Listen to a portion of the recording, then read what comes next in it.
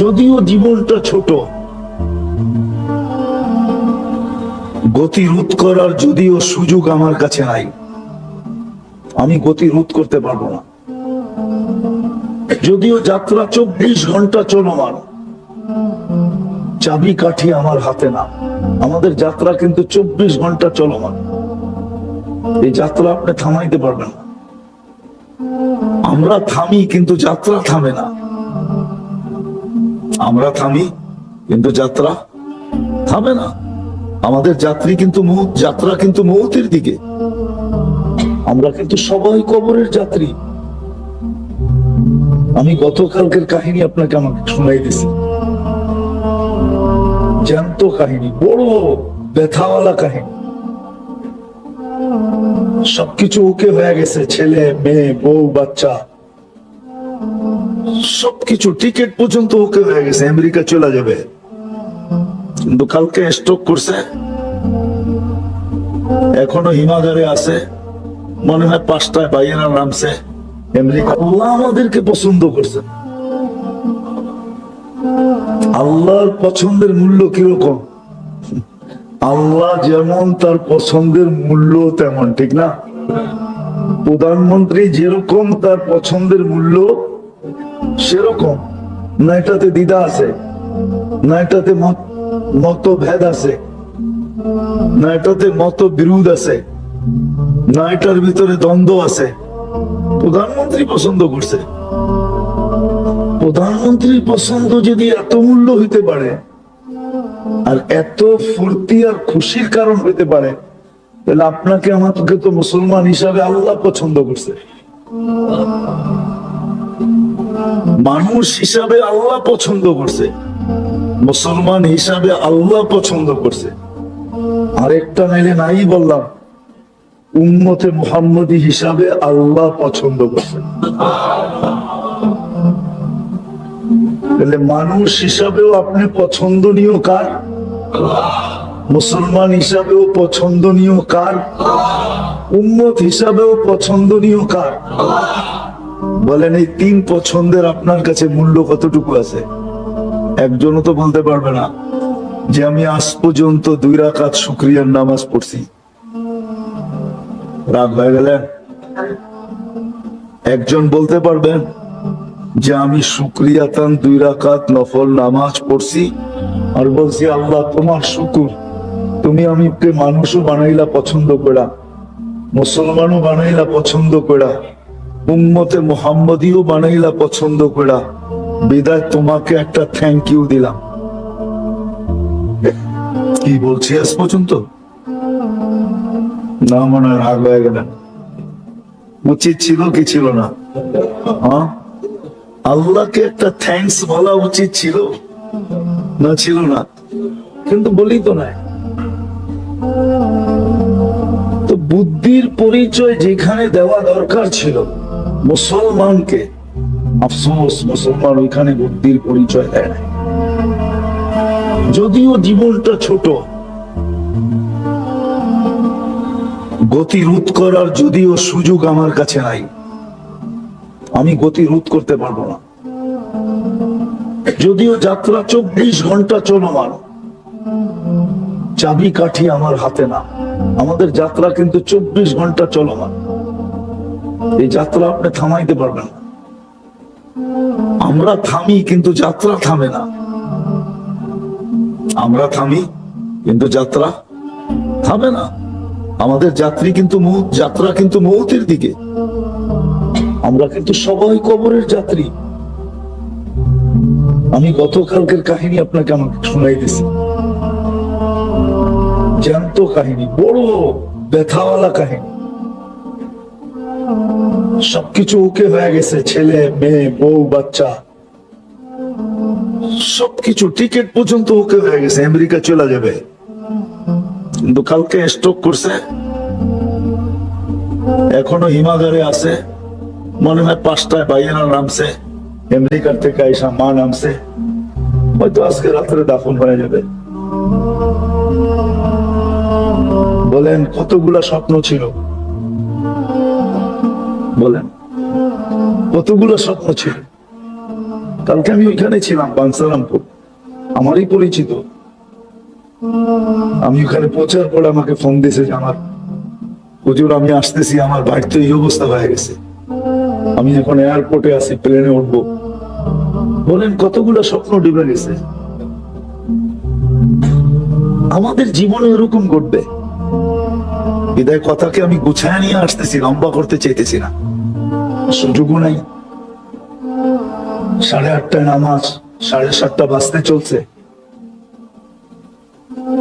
কিন্তু বুদ্ধির পরিচয় যেখানে দেওয়া দরকার ছিল, একটা মানুষ হিসাবে, একজন মুসলমান হিসাবে, একজন উম্মতে মুহাম্মদী হিসাবে বুদ্ধির পরিচয় যেখানে দেওয়া দরকার ছিল, আমরা বুদ্ধির পরিচয় এখানে দিতেছি না। কিন্তু যাত্রা কিন্তু আমাদের চলমান, আমরা কিন্তু ধাবমান, ধায়া চলছি, ওই দিকেই বাড়তেছি। রাত্র আমাদেরকে ওই দিকেই বাড়াইতেছে। যাত্রার পরিসমাপ্তির দিকেই কিন্তু প্রতিদিন রাত্র আমাদেরকে আগায় দিতেছে, দিন আইসা আবার আমাদেরকে আগায় দিতেছে। কখনো রাত্র আগায় দেয়, কখনো দিন আগায় দেয়, আমাদেরকে কিন্তু যাত্রার পরিসমাপ্তির দিকে আগায় দিতেছে। কার পরিসমাপ্তি কখন ঘটে যাবে জানি না। যার কাছ থেকে আসছি তার কাছে চলে যাব, এটা কিন্তু আমাদের অর্জন না। যদিও আমি আর বলি, বলে না আমার সমাজ তো বলে জীবনটা আমার, আমার জীবন আমি কাটাবো, যেমন খুশি তেমন কাটাবো। এই যে এক প্রবাদ বাক্য, কি বলেন জীবনটা কি আমার? যদি আমার হতো তাহলে কন্ট্রোল কোথায়? আমার হাতে তো কোনো কন্ট্রোলই নেই, আছে নাকি? হ্যাঁ, কোনো কন্ট্রোলই তো আমার নাই, ঠিক না? তাহলে এটা আমার হলো কি করে? সত্য এটাই, জীবনটা আমার না। যদিও আমি ব্যবহার করি, যদিও আমি ব্যবহার করি আমি, কিন্তু এটা আমার না। দেহটা যদিও বলি আমার দেহ, কিন্তু আসলে দেহটা আমার না। দেহটা যদি আমার হতো তাহলে আমার দাড়িগুলা পাকলো কি করে? আমি তো পাকা কোনোদিন চাই নাই। কি বলেন? আমি তো কোমরের শক্তি দুর্বল হোক এটা কোনোদিন চাই নাই। আজকে তো বসলে উঠতে পারে না, উঠলে বসতে পারে না, ঠিক না? এক সময় তো কিছুই মনে হইতো না, ঠিক না? যৌবনে কিছু মনে হইতো? মনে হইতো পাহাড় সমতল সবই সমান, ঠিক না? পাহাড় আর সমতল সবই সমান। এখন তো দোতলায় উঠতে পারে না। পারেন? অনেক কষ্ট হয়। 4তলায় হলে তো কোনো কথাই নেই, ঠিক না? তো দেহটাও আমার না, জীবনটাও আমার না।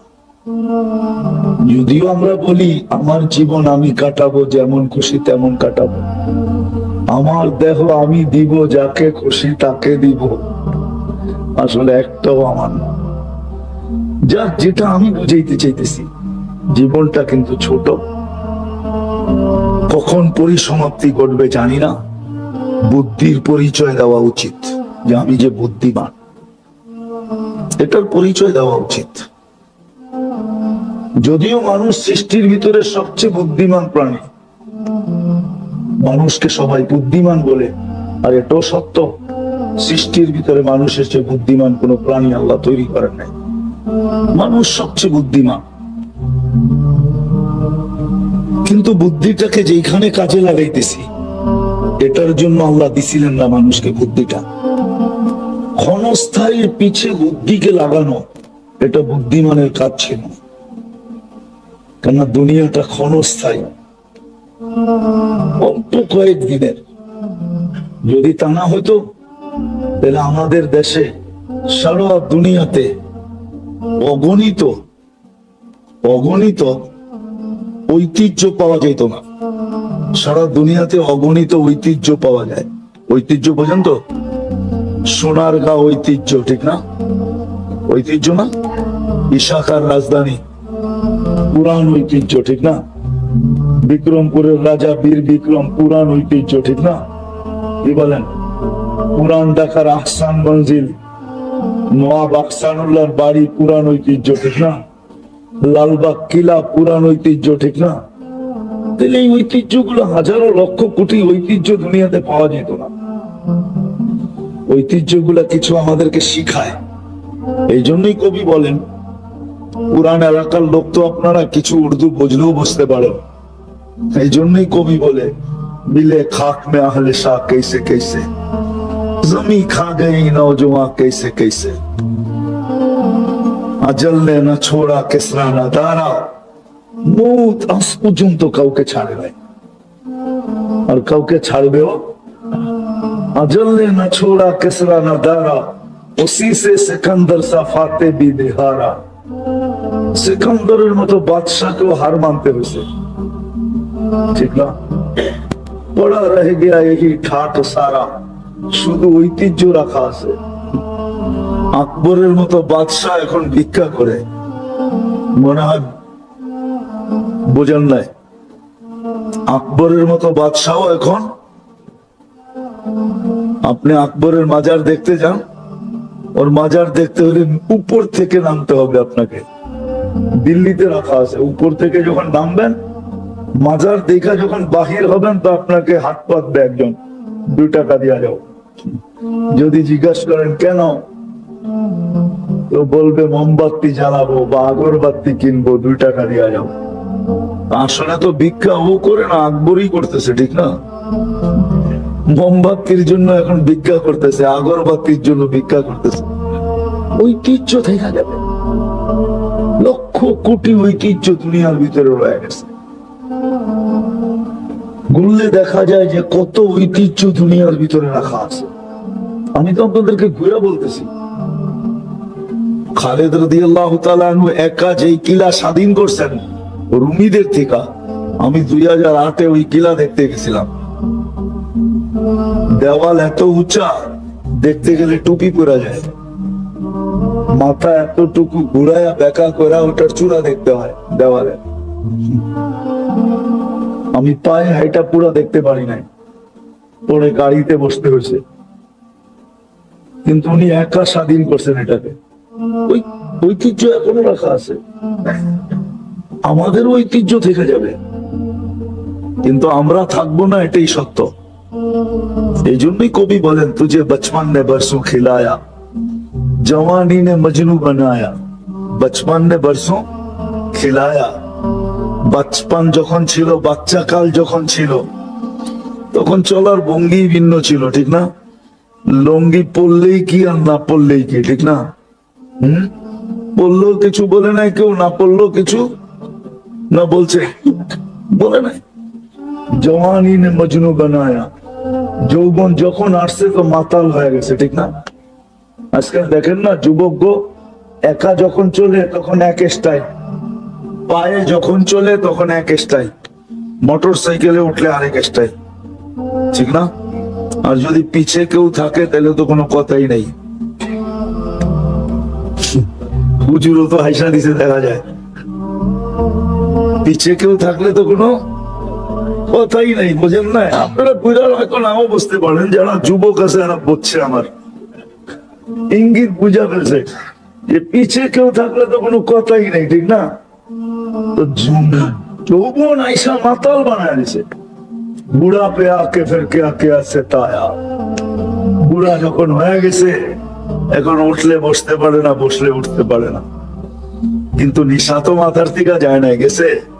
এই জন্য কবি বলে, নিশা তো যায় না, তুঝে দুনহায় কে রহো সবসে আলা, तुझे दुन है कि रहो सबसे आला, वो जीनत निराली हो फैशन निराला, यूं ही जिया करता है क्या मरने वाला, तुझे हुस्न जाहिर ने धोखे में डाला, जगह जी लगाने का दुनिया नहीं है, ये इबरत की जा है तमाशा नहीं है, अफहसिबतुम अन्नमा खलकनाकुम आबस। ধারণা কি অনর্থক সৃষ্টি? একটা জিনিস দিয়ে তুলনা করি, আপনার দিয়ে দেখাই। বলেন আমুলিয়ার মানুষ, বা আপনারা তো ডেমরা থানার অধীনে, ঠিক না? ডেমরা থানার মানুষ বলেন, দুনিয়ার একটা চোখের গবেষণা লক্ষ লক্ষ ডাক্তার আজ পর্যন্ত কি শেষ করতে পারছে? না কতটুক গেল গবেষণা এটা বলতে পারবে? এখানে নাই কেউ সায়েন্সে পড়া বলতে পারবে? দুনিয়ার লক্ষ লক্ষ ডাক্তার বলতে পারবে যে গবেষণায় কতটুকু গেল? বলতে পারবে না। যে আল্লাহ এক চোখে এরকম কুদরত ফিট করছে, এরকম টেকনোলজি ফিট করছে, এরকম প্রযুক্তি ফিট করছে, এক চোখে 13 কোটি ক্যামেরা, 13 কোটি, দুই চোখে 26 কোটি ক্যামেরা। ও যুবক, তোমার কি মাথা নষ্ট? তোমাকে আল্লাহ অনার্থক তৈরি করছে?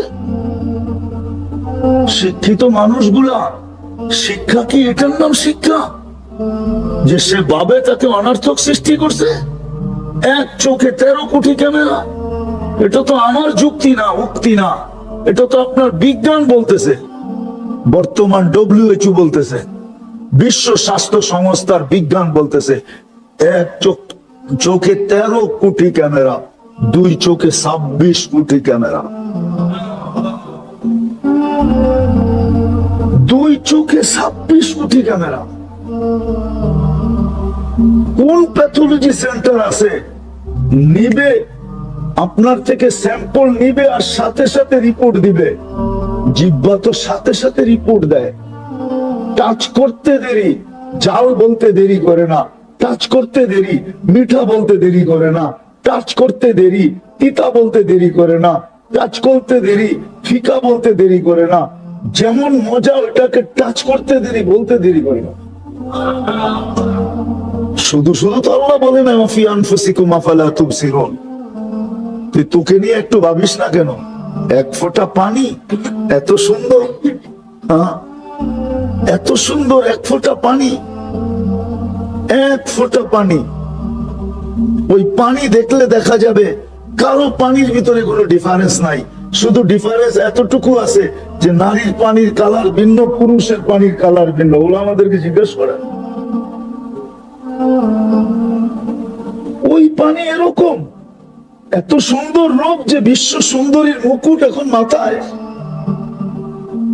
পানি তো সারা দুনিয়াটা একরকমই ছিল, তুই এত সুন্দরী হইলি কর্তিকা? অনার্থক। কোরআন তো এটাই বুঝায়, আফাহাসিবতুম আন্নামা খালাকনাকুম আবাস। কবিও এটা বুঝায়, তুঝে দুনহাই কে রহম সবসে আলা, হো জিনত নিরালি, হো ফैशन निराला, यूं ही जिया करता है क्या मरने वाला, तुझे हुस्न ज़ाहिर ने धोखे में डाला, जगह जी जगाने का दुनिया नहीं है, ये इबरत की जा है, तमाशा नहीं है। তামাশার জন্য আল্লাহ পাঠান নাই। বাহ্যিক দেখা ধোকা খাইতেছি, এই জন্যই আমি কথা শুরু করলাম এটা, যে মানুষ সৃষ্টির ভিতরে সবচেয়ে বুদ্ধিমান প্রাণী বটে, কিন্তু আফসোস, আফসোস মানুষ বাদই দিলাম, মানুষ মুসলমান উম্মতে মুহাম্মাদি যাদের বুদ্ধির পরিচয় দেওয়া উচিত ছিল, আফসোস তারা আজকে বুদ্ধির পরিচয় দিতেছে। আর বুদ্ধির পরিচয় না দেওয়ার কারণেই মনে হয় সবকিছু থাকা সত্ত্বেও কিছু নাই। সবকিছু থাকা সত্ত্বেও কিছু, আমাদের ডাইনেও কেউ নাই, বামেও কেউ নাই, সামনেও কেউ নাই, পিছেও কেউ নাই, কেউ নাই। উপরে তাকাইলে দেখি আল্লাহ, আল্লাহ মনে হয় আমাদেরকে, আল্লাহ মনে হয় আমাদেরকে ছেড়া দিয়েছেন, আল্লাহ নারাজ হয়ে গেছেন। আপনি মুসলিম বিশ্বের চিত্র দেখেন, আজকে চিত্র দেখেন মুসলিম বিশ্বের। কিন্তু যদি দুনিয়া দুনিয়া করেন, তাহলে সবচেয়ে বেশি দুনিয়া মুসলমানদের কাছে। সবচেয়ে বেশি দুনিয়া কাদের কাছে? বলুক আমাকে সুইস ব্যাংক আলারা। সুইজারল্যান্ডের মানুষের কয় টাকা আছে সুইস ব্যাংকে, আর মুসলমানদের কয় টাকা আছে বলুক? আমেরিকানদের কয় টাকা আছে বলুক? কানাডিয়ানদের কয় টাকা আছে বলুক? অস্ট্রেলিয়ানদের কয় টাকা আছে বলুক? ইউরোপিয়ানদের কয় টাকা আছে বলুক? সারা দুনিয়ার অমুসলিমদের কয় টাকা সুইস ব্যাংকে আছে বলুক? আর মুসলমানের কয় টাকা আছে বলুক? কার টাকা বেশি সুইস ব্যাংকে? আরে বলেন না, দুই একজন ব্যবসায়ী ব্যবসায়ী নাই এখানে? কার টাকা বেশি? দুনিয়ার সবচেয়ে বড় টাকা কাদের কাছে? দুনিয়ার সবচেয়ে বড় টাকা 4 দেশের কাছে। 1 নম্বর কুয়েত, দ্বিতীয় বাহরাইন, তৃতীয় ওমান, চতুর্থ ব্রুনাই। সবচেয়ে বড় টাকা এদের কাছে, এদের চেয়ে বড় কোনো টাকা দুনিয়াতে নেই। সব আছে, কিন্তু তারপরও মুসলমানের ডাইনেও কেউ নাই, বামেও কেউ নাই, সামনেও কেউ নাই, পিছেও কেউ নাই। উপরের দিকে তাকাইলে দেখা যায় আল্লাহ আমাদের দিকে আমাদের সাথে নাই, আল্লাহ আমাদের পক্ষে নাই। দুঃখে বলতেছি আপনাদেরকে, আপনারা তো মিডিয়া ফিলিস্তিন দেখেন, আমি তো 14 বছর আগে 2 চোখে দেখা আসছি। আমি তো এখানে বালু বালু চিনি, প্রত্যেকটা মাটির কোণা জানি কি রাখা আছে। কোরআন বলতেছে বারাক না হাওলা, প্রত্যেকটা মাটির কোণার সাথে বরকত মিশ্রিত আছে। কয়জন নবী শুয়ে আছে আপনারা জানেন না, আমি জানি কয়জন নবী ওইখানে শুয়ে আছে। ইব্রাহিম আলাইহিস সালামের মতো নবী শুয়ে আছে, মুসা আলাইহিস সালামের মতো নবী শুয়ে আছে। সাহাবা তো বাদই দিলাম, আমি চিনি ফিলিস্তিন কি জিনিস। এই জন্য আমি বলতেছি সারা দুনিয়ার মুসলমান আজকে যাদের কাছে সব আছে, তারপরও তাকাইলে দেখা যায় কিচ্ছু নাই। আপনারা আমার কথা মানবেন কি মানবেন না জানি না। আমাদের ঘরে যত পুরান কাপড় আলমারিতে আছে, চ্যালেঞ্জ আমার, দুনিয়ার সবচেয়ে ধনী বিল গেটস এর বাড়িতেও পুরান কাপড় এতগুলো আলমারিতে নাই। মানে আপনাকে বিশ্বাস হবে না। নাই নাই নাই, ওরা যদি পুরান কাপড় আলমারিতে রাখতো তাহলে আপনি প্রতি বছর শীতের ভিতরে কাপড় ইম্পোর্ট করতেন কোথেকে? পুরান কাপড়ই তো বাংলাদেশে আসে, ঠিক না? কি ওরা যদি আলমারিতে রাখতো আপনি কোথেকে পাইতেন? পুরান কাপড় রাখার সিস্টেম ওদের নাই। ওরা দামি কাপড় পরে না, ওরা মুসলমানের মতো বোকা না। মুসলমান বুদ্ধি হারায় আজকে বোকা হয়ে গেছে। ওরা দামি কাপড় পরে না, ওদের প্রবাদ বাক্য হলো দামি কাপড় পরে গাদা, মাটি খাটি সোনা আদা, দামি কাপড় পরে গাদা। ওরা দামি কাপড় পরে না। আমরা না ব্র্যান্ডের পিছনে দৌড়াইতে থাকি, ওরা ব্র্যান্ড ব্র্যান্ড বোঝে না। আমরা বলি ব্র্যান্ডের, ওরা এত ব্র্যান্ডের লোভী না। ওদের কোনো মতো হইলেই কাপড়ই পড়ে না, আবার ব্র্যান্ড টোকাইবো করতে কখন? আরে বলেন না, মানে যারা কাপড়ই পরে না ওরা আবার ব্র্যান্ড টোকাবে করতে, ঠিক না? হ্যাঁ, বিকেনির আবার ব্র্যান্ড লাগে নাকি? হ্যাঁ কি? হ্যাঁ, হাফ প্যান্টের আবার ব্র্যান্ড লাগে নাকি? হ্যাঁ, আর একটা শব্দ বলি, বুঝবেন কিনা, আমাদের গ্রাম্য শব্দ আর কি। সেন্টু গঞ্জি ছিলেন? হ্যাঁ, এই যে কাটাটা, এটার নাম ছিল কি? গ্রাম্য শব্দ আর কি, যদিও উচ্চাঙ্গের শব্দ না। এই গেঞ্জির আবার ব্র্যান্ড লাগে নাকি? ওরা তো এটি পরে, হ্যাঁ, কোন রকম একটা টি শার্ট হইলেই হয়েছে। আমাদের মতো ব্র্যান্ড তো খায় না। এই জন্যই তো আজকে মুসলমানের সব আছে, কিচ্ছু নাই। এখন ডাইনে তাকাইলে দেখা যায় কেউ নাই, বামে তাকাইলে দেখা যায় কেউ নাই, সামনে তাকাইলে দেখা যায় কেউ নাই, পিছে তাকাইলে দেখা যায় কেউ নাই। আর উপরে তো আল্লাহ আমাদেরকে মনে হয় নারাজি হয়ে গেছেন, আমাদেরকে ছেড়া দিছেন, যার কারণে মুসলমান 200 কোটি দুনিয়াতে। 70% সম্পদ দুনিয়ার মুসলমানের কাছে, 30% বাকি অমুসলিমদের কাছে। তারপরও মুসলমানদের দুই অবস্থা। ওই কারণেই যে আসলে মুসলমান বুদ্ধি তো দিছিলেন আল্লাহ বটে, বুদ্ধিমান তো বানাইছিলেন, যে মুসলমান বড় বুদ্ধিমান, উম্মতে মুহাম্মদী আরো বুদ্ধিমান। এর চেয়ে বেশি বুদ্ধি আল্লাহ কোন উম্মতকে দেন নাই। রাগ হয়ে গেলেন? বুঝলেন না? কোন উম্মতের যুগে প্লেন ছিল নাকি? প্লেন কোন উম্মতের যুগে? আরে বলেন না, মুহাম্মদী উম্মতের যুগে, ঠিক না? কম্পিউটার, অ্যান্ড্রয়েড সেট, উম্মতে মুহাম্মদীকে আল্লাহ সবচেয়ে বেশি বুদ্ধি দিয়েছিলেন। কিন্তু আফসোস কাজে লাগাইতে পারলাম না। বুদ্ধি দিছিলেন ক্ষণস্থায়ীর পিছনে লাগানোর জন্য না, বুদ্ধি দিছিলেন দুই কাজ করার জন্য, দুই কাজ করার জন্য। এই জন্য এক হাদিসের একটা অংশ আছে, আম্মিরুহা ওয়ালা তুখাররিবুহা। দিছিলেন দুই কারণে, দুই কারণে বুদ্ধি দিছিলেন আমাদেরকে, সবচেয়ে বড় বুদ্ধি দিছিলেন দুই কারণে। আপনাদেরকে আমি একটা উদাহরণ দিয়ে বুঝাই, বুঝবেন কিনা জানি না। মাগরিবে তো এইখানে নামাজ পড়লাম, ঠিক না? মাগরিবে কিন্তু উচিত ছিল মসজিদে উপচে পড়া ভিড় হওয়া। উপচে পড়া ভিড় বুঝেন তো কি? পাও রাখার জন্য জায়গা না হয়, ঠিক না? আপনি বলবেন কেন মাগরিবে উপচে পড়া ভিড় হবে কেন? আমি দেখাইতেছি। উপচে পড়া ভিড় হওয়ার কথা ছিল যে মাগরিবের নামাজটা পড়বে, সালামটা ফিরাবে, সাথে সাথে 7 বার পড়বে আল্লাহুম্মা আজিরনি। আমার সাথে পড়েন, আল্লাহুম্মা আজিরনি মিনান নার। 7 বার পড়বে। বুদ্ধি দেখাইতেছি, বুদ্ধিমানের কাজ এটা ছিল যে মাগরিবে উপচে পড়া ভিড় হবে কেন? সালাম ফিরাবো, 7 বার পড়বো আল্লাহুম্মা আজিরনি, সাথে সাথে দুজক থেকে মুক্ত। জান্নাতের প্রবেশপত্র হাতে। ফজরের আগে যদি মউত হইল শাহাদাতের মউত, আর শাহাদাতের মউতের কারণেই বাকি দুটা মিলবে। যার শাহাদাতের মউত মিলল সে দুজক থেকে মুক্ত না? মুক্ত না। তারপরে শহীদ দুজকে যাইব নাকি? আর জান্নাত শহীদ যাবে তো যাবে কোথায়? তো জান্নাতের প্রবেশপত্র মিলতো না? মিলতো না।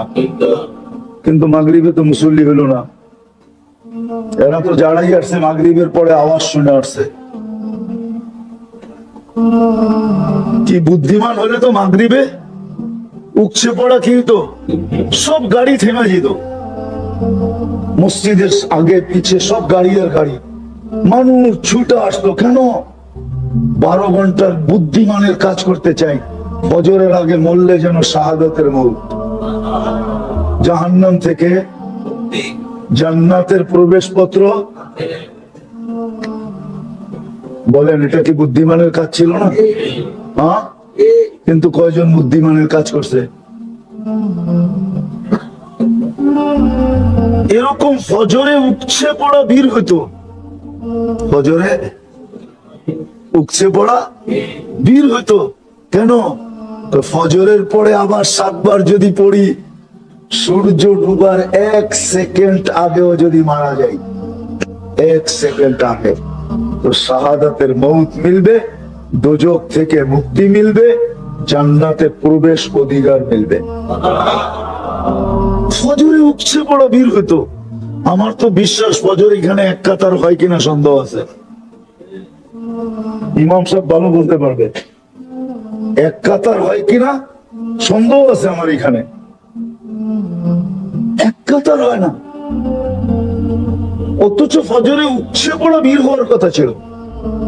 আমাদের কিতাব রাখেন, ইহুদিদের কিতাবে লেখা আছে মুসলমানের জুমা আর ফজরের লোক সংখ্যা যেদিন থেকে এক সম পরিমাণ হবে, ওই দিন থেকে মুসলমানদের বিজয়ের পালা শুরু হবে।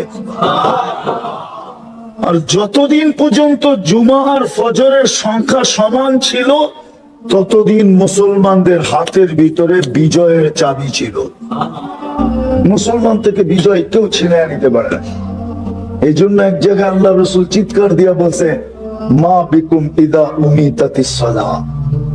ওই দিন তোমাদের কি হবে, কি দুরবস্থা হবে, যেই দিন তোমাদের জীবন থেকে নামাজ মরে যাবে। যা হোক, আমি কথা গুছায় নিয়ে আসতেছি, শেষ জায়গায় চলে আসছি। মেরে দোস্ত, আল্লাহ তো আমাদেরকে বুদ্ধিমান বানাইছে, কিন্তু নিজেকে নিজে প্রশ্ন করা উচিত, আমি কি বুদ্ধির পরিচয় দিতেছি? এক বুদ্ধিমান হলো এই ছোট জীবনটায় বুদ্ধিমান হওয়া, মানুষের কাছে বুদ্ধিমান হওয়া, মানুষের সামনে বুদ্ধিমান হওয়া, মানব সমাজে বুদ্ধিমানের পুরস্কার পাওয়া, আরেকটা হলো আল্লাহর কাছে বুদ্ধিমান হওয়া, আল্লাহ রসুলের কাছে বুদ্ধিমান হওয়া। আল্লাহর কাছে বুদ্ধিমান হওয়ার, আল্লাহর কাছে বুদ্ধিমান কে? যে বুদ্ধিটাকে দুই কাজে লাগায়। কয় কাজে? যেটার ইঙ্গিত একটু আগে আমি হাদিসের ভিতরে বলছিলাম, আল্লাহ ইঙ্গিত দিয়েছেন আম্মিরুহা ওয়ালা তুখাররিবুহা, ওটাকে যে আবাদ করার জন্য লাগায়, আখিরাতকে আবাদ করার জন্য। মেরে আজিজো, রাগ হয়েন না। দুনিয়ার মানুষ যতই ভালোবাসা দেখ না কেন, মরতে দেরি, বন্ধন ছিন্ন হতে দেরি হবে না। কবরে রাইখা আসবে, কবরে রাইখা আসবে, আর কখনো যে খবর নেবে না। বৎসরের পর বৎসর পার হয়ে যাবে, বাবার মাথার কাছে দাঁড়ানোর সুযোগ পর্যন্ত হবে না। ওটা তো বাদেই দিলাম, দাঁড়ায় না, দাঁড়ায় না, দাঁড়ায় না। আরে বেরে দোস্ত, অডেলও যদি রেখা যায়, 1000 কোটি টাকাও যদি রেখা যায়, 1000 কোটি টাকা, আমি নাম বলবো না, আমি চিনি, বাংলাদেশের লোক চিনি, চিনি। সন্তানকে 1000 কোটি টাকার সম্পদ দেওয়া গেছে, কিন্তু শেষ পর্যন্ত নিজের কামরায় নিজের মৌত হয় নাই, ওই নিজের বানানো গ্যারেজের ভিতরে, গাড়ির গ্যারেজের ভিতরে তার মৌত হয়েছে। আমি নাম বলবো না, নাম বললে আপনারাও চিনবেন। সন্তানরা গ্যারেজে থাকতে দিছে, যান যান ঢাকা শহরের বৃদ্ধাশ্রম গুলা যায় দেখা আসেন, ওইখানে কারা বাস করে দেখা আসেন। যায় বৃদ্ধাশ্রমে কাদেরকে রেখা আসছে দেখা আসেন। যায়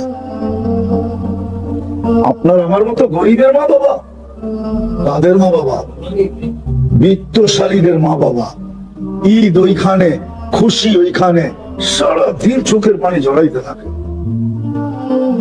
সত্য এটাই, বুদ্ধির পরিচয় দেন, মৌত হইতে দেরি, ছিন্ন হইতে দেরি হবে না। যদিও এটা বলতে গেলে লম্বা হয়ে যাবে, যদিও বাবার কবরের পাশে দাঁড়াইলে, বাবার কবরের পাশে দাঁড়াইলে গ্রামার বলে মনে হয় বাবা দেখে, মনে হয় বাবা। নাইলে আমরা কবরে সালাম দেই কি, আসসালামু আলাইকা ইয়া ইয়া। আপনি যদি সে নাই শুনে নাই দেখে, তো আপনি এই সালাম দেন কি করে?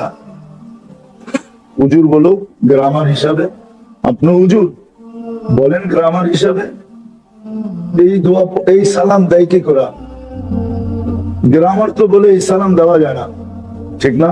যদি না শোনে, যদি না দেখে, এটা আলাদা আলোচ্য বিষয়। উচিত ছিল বাবার কবরের পাশে যে দাঁড়ানো, কিছু পয়সা ওনাকে দেওয়া। এইখানে তো একজনও নাই যে ডেলি সকালবেলা উঠা বাপের নামে 1 টাকা দান করে, মার নামে 1 টাকা, এটা তার জীবনের অংশ। এই 2 টাকা দেওয়া ব্যতীত দিন শুরু করে না, দিনের কাজ শুরু করে না, এরকম একজন এখানে নেই। একজন বলে আছে, এটা আমার ওয়াজ শুনে মনে হয় শুরু করছে, একজন নাই, একজন আছে যে ডেলি 1 টাকা বাপের নামে মার নামে 1 টাকা দিয়া দিনের কর্ম শুরু করে। 2 জনের নামে 2 টাকা, ডেলি 2 রাকাত নামাজ পড়ে মা বাবার জন্য, নফল 2 রাকাত। কয়জন আছে? ওই একজনই হাত উঠাবে, আর কেউ না। উচিত ছিল। এই জন্য বুদ্ধির পরিচয় দিই। আল্লাহ আমাদেরকে বানাইছেন বুদ্ধিমান, বুদ্ধিমান বানাইছেন। এই জন্য উমর রাদিয়াল্লাহু তাআলা আনহু বলছে, ইয়া রাসূলুল্লাহ, কবরে যাওয়ার পরে বুদ্ধিটা থাকবে না বিলুপ্ত হয়ে যাবে? আল্লাহ রাসূল বলছে, আকাল, তোর বুদ্ধি আরো বেড়ে যাবে। বলছে তাইলে কোনো চিন্তা নাই। আর দুনিয়াকে দেখাই দিছেন আসলেই চিন্তা নাই, আসলেই শুয়ে আছে কই? আল্লাহ রাসূলের পাশে, ঠিক না? আসলে বুদ্ধিমান ছিলেন উনি। জিজ্ঞাসা করছে মরার পরে বুদ্ধি বিলুপ্ত হয়ে যাবে? আল্লাহ রাসূল বলছে না, বুদ্ধি আরো বেড়ে যাবে। বলছে চিন্তা নাই, দিলে বুদ্ধি 2 জায়গায় লাগানো দরকার ছিল। একটা হলো আখিরাতকে আবাদ করার জন্য, ওইখানে কেউ কারো না, কেউ কেউ। এখন যতই আপনজনের পরিচয় দেখ না কেন, যতই মায়া বলুক না কেন, যতই মমতা বলুক না কেন, যতই ভালোবাসা বলুক না কেন, যতই লেখা হোক না কেন সিরি আর ফরহাদের কাহিনী, লাইলি আর মজনুর কাহিনী যতই লেখা হোক না কেন, মরতে দেরি, সব ভালোবাসা উড়ে যেতে দেরি হবে না, কেউ কারো না। সত্য এটাই। এই জন্য বলছে বুদ্ধিমানের কাজ ওটাকে আবাদ করো। জীবনটা কিন্তু তোমার ছোট, যাত্রাটা কিন্তু চলমান, কিছুর উপরই তোমার কন্ট্রোল নাই, না দেহের উপরে কন্ট্রোল, না জীবনের উপরে কন্ট্রোল। বিদায় তুমি ওটাকে আবাদ করো, আম্মিরুহা, ওটাকে আবাদ করো, ওটাকে ধ্বংস করো না, ওটার পিছে বুদ্ধি লাগাও। কিভাবে ওটা আবাদ হবে? ওই বুদ্ধি যেটা একটু আগে আমি দেখাইলাম, যে বুদ্ধিমানের কাজ ছিল মাগরিবের সময় আজান হইতে দেরি, উম্মতে মুহাম্মদী মসজিদে উপচে পড়া বীর হইতে দেরি হইতো না। ফজরের আজান হইতে দেরি, মসজিদে উপচে পড়া বীর হইতে দেরি হইতো না। তাইলে আজকে রাজত্ব আমাদের হাতেই থাকতো, বিজয়ের চাবি আমাদের হাতেই থাকতো, আমাদের হাত থেকে কোনোদিন বিজয় ছিনা যেত না। আর এখন আমরা বিজয়ের জন্য চিৎকার দিতে হইতো না, কাঁদতে হইতো না। আপনি বলবেন আপনি এটা কোত্থেকে পাইলেন? ইহুদিদের কিতাবে এখনো লেখা আছে। প্রমাণ চান? আমি প্রমাণ আইনা দিতে পারবো আপনাদেরকে। ইহুদিরা ওদের কিতাবের কথা খুব মানে, এই জন্যই তো মুসলমানদেরকে লাগায় দিছে ডিশের ভিতরে। সারা রাত ডিশ দেখতে দেখতে তেয় হয়ে যাবি, ফজরের আজান হবে, তোর খবরও হবে না কোন দিক দিয়ে আজান হইলো। সূর্য আইসা তোকে ধাক্কায় ধাক্কায় উঠাবে। এই জন্যই তো ওরা এগুলো করছে। সারা রাত্র ডিশ দেখতে থাকে, যুবকরা সারা রাত্র নেটের ভিতরে ঘুরতে থাকে, মা বোনরা পর্যন্ত সারা রাত্র নেট দেখতে থাকে।